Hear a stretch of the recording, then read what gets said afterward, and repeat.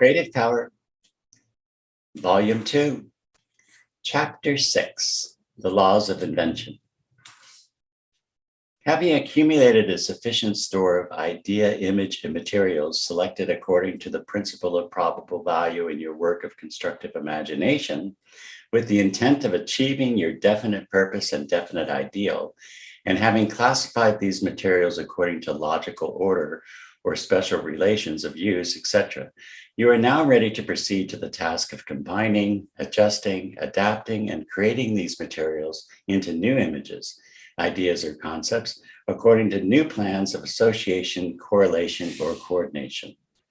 You should never lose sight of the fact that all work of constructive imagination consists of joining together things already known, but in new combinations and orders of arrangement, correlation, or coordination. All great inventions are the result of evolution and recombination. We may trace the history of the evolution of the electric telegraph, the telephone, the electric light, the steam engine, the automobile, etc., through the many stages. Someone invented some simple recombination but was unable to complete the task. Another added some new recombination.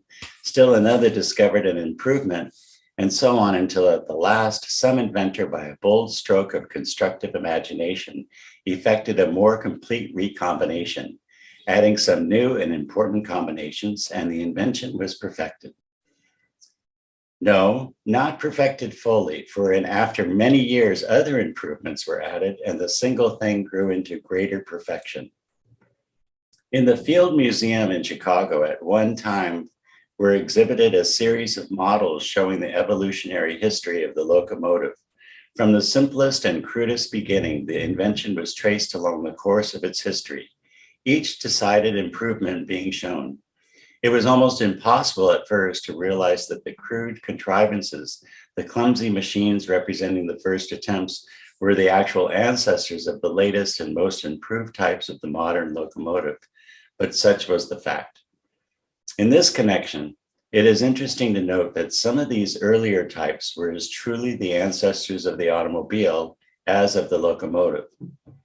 The rapid progress in the late stages of the evolution of the modern automobile, from the crude horseless carriage of a quarter century further back, is a matter of personal knowledge to the middle-aged man of today. Of course, this was written in 1922, remember. But the automobile had a much earlier history, as you may see by reading the article upon automobiles in any good encyclopedia. It may surprise you to learn that as far back as 1802, a steam road carriage was driven from Cambridge to London, England, a distance of over 90 miles. It is said that the inflated rubber tire of the bicycle was an important factor in the rapid development of the modern automobile, and that the improvements in the gasoline engines made possible by the development of the automobile solved the great difficulty in the case of flying machines, and thus made possible the modern aeroplane. Here you have typical examples of the recombination principle in constructive imagination. The history of the evolution of the telephone is also worth study in this conception. Look it up in some standard encyclopedia. Riebaud says, concerning this fact of the evolution of inventions, mechanical and industrial imagination, like aesthetic imagination, has its preparatory period, its zenith and decline, the periods of the precursors of the great inventors and of mere perfecters. At first, a venture is made, effort is wasted with small result. The man has come too early, or he lacks clear vision. Then a great imaginative mind arises, blossoms. After him, the work passes into the hands of pupils, imitators, or perfecters, who add, abridge, modify. Such is the order. The history of the application of steam as a power for operating machinery is a long one. Its beginnings are found in the Oedipile of Hero of Alexandria. Its critical and thrilling period is found in the work of Newcomen and Watt. Its period of fruit-bearing lies in the present. The history of timekeeping or time measuring instruments furnishes us with another example of the evolutionary progress of invention. First came the simple clepsydra, or water clock, in which time was measured by the flow of water. Then came a water gauge causing a hand to move around a dial. the two hands indicating hours and minutes respectively. Then came the improvement, i.e. the addition of weights by means of which the clepsydra became a true clock. This improved clock was at first cumbersome and massive, but gradually became smaller and lighter. Then Tycho Brahe contrived a clock form capable of measuring seconds of time. Then came another great improvement, i.e. Huygens' invention of the spiral spring replacing the weights. The clock gradually evolved into the crude, large, and cumbersome watch. The watch, in turn, by gradual steps, evolved into the thin, small, and marvelously accurate modern watch. Man observed the efficient natural instruments and implements of the lower animals and began to improve upon them. He employed the models of the sharp cutting teeth of the rodents as the designs for his evolution of the axe, the chisel, and the saw. From the woodpeckers, he borrowed the idea which he gradually worked out in the form of the auger, the gimlet, the wimble. From the tigers and other carnivorous animals, he took his model for his crude knives and other cutting implements. From the beaver, he learned how to make and use the trowel. From the claws of the digging animals, he evolved the idea of the hoe and the rake. From the fish's fin, he secured the rudimentary idea of the oar. From the wing of the bird, he acquired his first idea of the sail. From the spinning insects, he learned the nature and use of the spindle and distaff. From these humble beginnings arose the marvelous array of the highly efficient implements, tools, and machinery employed by civilized man today. More than this, from his original weapons of offense and defense, the battle axes and clubs, he evolved his tools of work such as the hatchet, the tree cutting axe, the hammer. The lifting power of the battle axe or war club, empirically discovered, gave him the first idea of the principle of the lever. The use of the rude sail developed the idea of the windmill. The rolling log in the water suggested the water wheel to him. The water wheel, first employed to grind grain, afterwards was used to saw wood, lift heavy materials, move great hammers.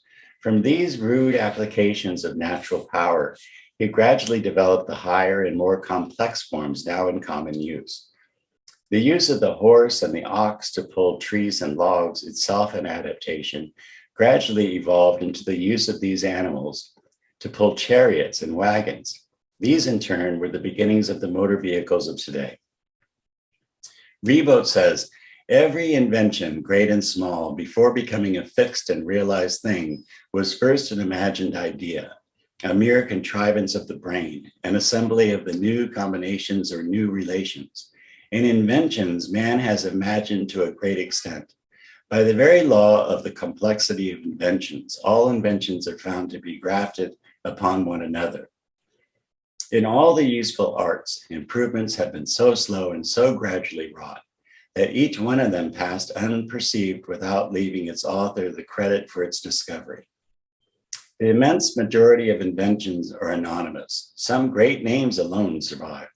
But whether individual or collective, imagination remains imagination. In order that the plow, at first a single piece of wood hardened by the fire and pushed along by human hand, should become what it is today, through a long series of modifications described in special works, who knows how many imaginations have labored. In the same way, the uncertain flame of a resinous branch, guided vaguely in the night, leads us through a long series of inventions to gas and electric lighting. All objects, even the most ordinary and now common that now serve in our ordinary everyday life, are condensed imagination.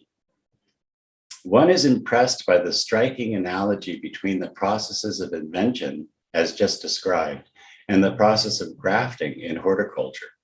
Horticultural grafting is defined as the process of taking a shoot or scion cut from one tree or shrub and inserting it in a vigorous stock of its own or a closely allied species so as to cause them to unite and thus to cause the graft to derive a larger supply of nutritive power than it could otherwise obtain.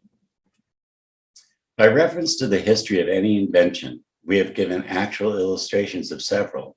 You will see that the new idea image always is grafted upon the stock of some older idea image.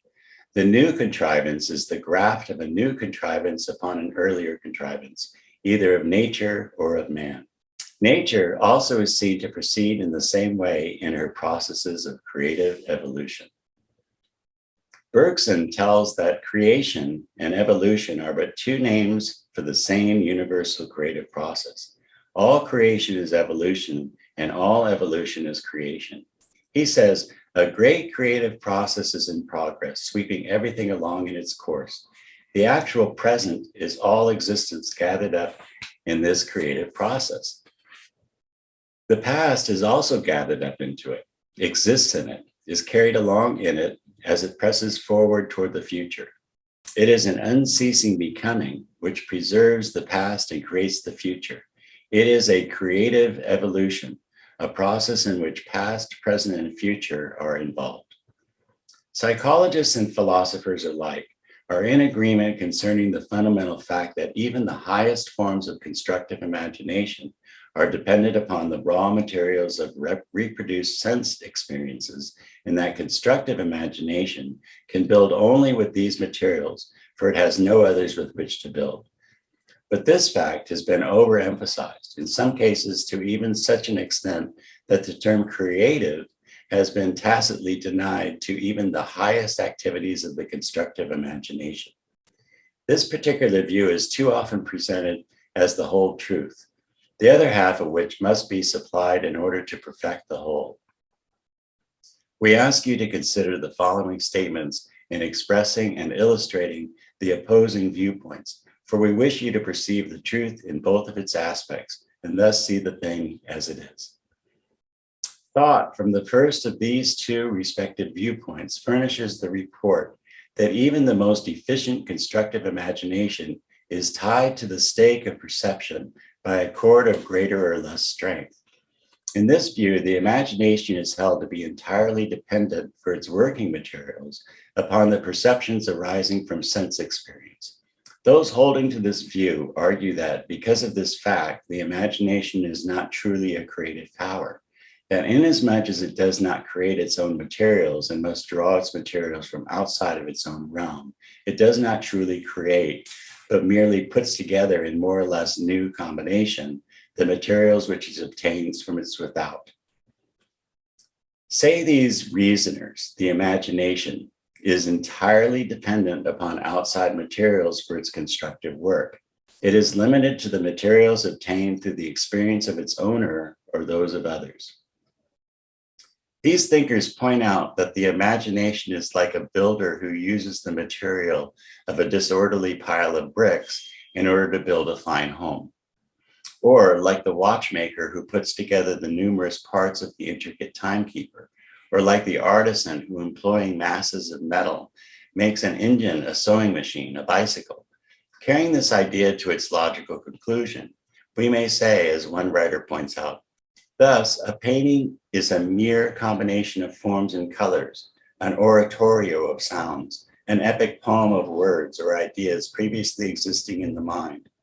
The elements of a poem, like Paradise Lost, its streams, flowers, angels, and deities, were all in mind of the poet before he began to write, and all that imagination did was to combine them into one harmonious whole. In short, in this view, imagination is merely the power of combination. It does not include the true creative element. Its materials are previously existent.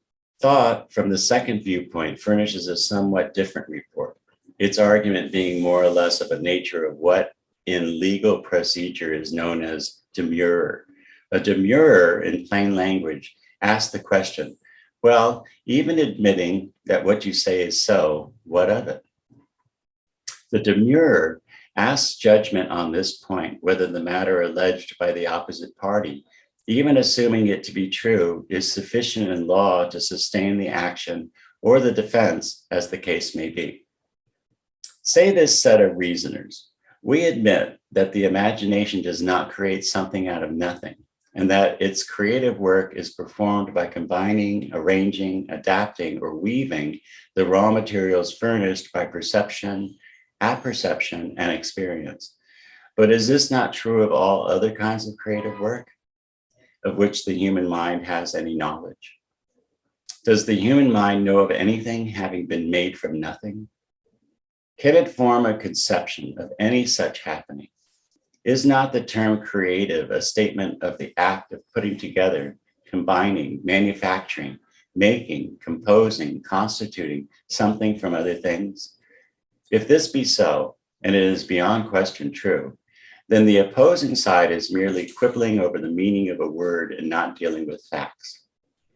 These thinkers say further, the opposite side has told but a half truth, not the whole truth.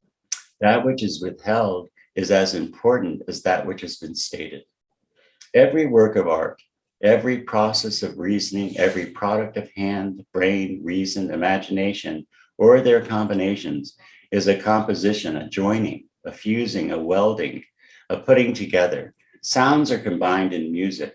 Words are combined in a poem. Colors are combined in a painting. But do sounds, words, and colors alone make these productions works of art? Shakespeare's immortal works are, in this view, but aggregations of letters of the alphabet. But did Shakespeare play no part in the creation? Was he not a creator of his works? The omitted portion of this truth is this. It is not alone the materials employed in the construction, but also the manner in which these materials are combined, arranged, and put together that constitutes the creation. As a writer has said, this power of ideal conception, which uses these dead elements to express its living ideals, is the work of the constructive imagination. Brooks gives us the essence of spirit of this second viewpoint in the following able statement made many years ago. Imagination can combine objects of sense into new forms, but it can do more than this. The objects of sense, in most cases, are merely the materials with which imagination works. Imagination is a plastic power, molding the things of sense into new forms to express its ideals. And it is these ideas that constitute the real products of imagination. The objects of the material world are to it like clay in the hands of the potter. It shapes them into forms according to its own ideals of grace and beauty.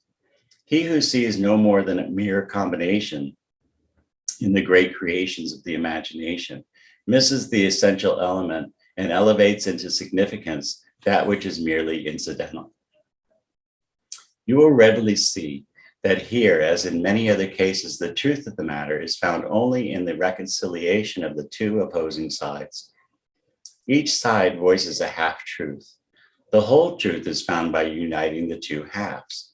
It is true that the imagination must do its work by employing the materials of perception, apperception, and experience, but there is the marvelous combining power required to put together these elements, factors, and parts of the materials so furnished. A child has the necessary 26 letters plainly marked on its alphabet building blocks, but it might try for eternity to compose a Paradise Lost, one of Shakespeare's plays, a synthetic philosophy, or Emerson's essay, or a work on the higher mathematics by means of an accidental putting together of these letters. It needs that something else to accomplish the task. And that something else is the discriminating, selecting, combining faculties and power of the efficient constructive imagination. Finally, there is another element usually involved in the higher products of the constructive imagination.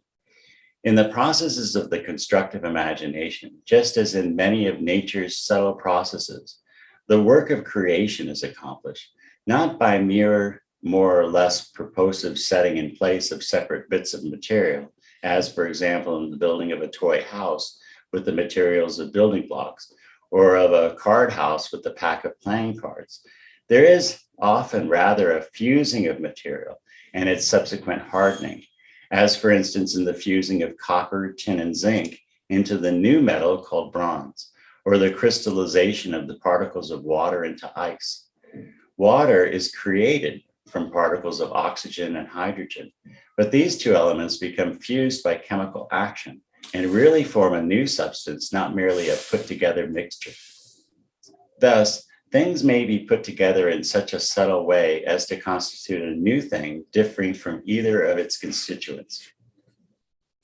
A thing is often more than the mere sum of its parts. To this sum must be added the new element of mutual relation or working relation.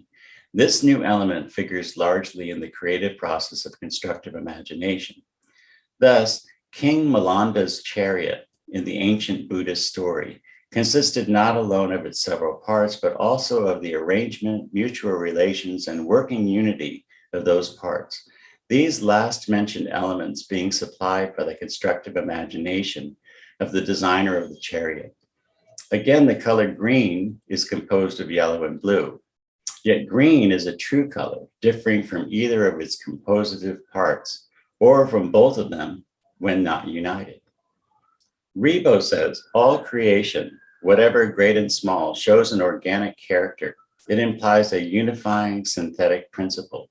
Collazo says, we know nothing of a complex psychic production that remains simply the sum of its component elements, each preserving its own character with no modifications.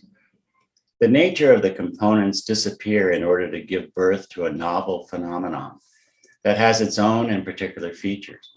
The construction of the imaginative ideal is not a mere grouping of past experiences. In its totality, it has its own individual characteristics, among which we no more see the compelling lines than we see the components oxygen and hydrogen in water. Wundt says, in no scientific or artistic production does the whole appear as made up of its parts like a mosaic. Mills says that imaginative creations are cases of mental chemistry. The facts bear him out in the statement. Neither should it be forgotten that a very high order of mental activity is manifested in every process of true constructive imagination. The mental powers of comparison, discrimination, deliberation, judgment, and selection are involved in the higher processes of constructive imagination. The imaging powers produce and exhibit a great number of images, each of which is a candidate for the office which constructive imagination is striving to fill properly and adequately. Here we have another instance of the struggle for existence and the survival of the fittest. Here, many are called, but few are chosen.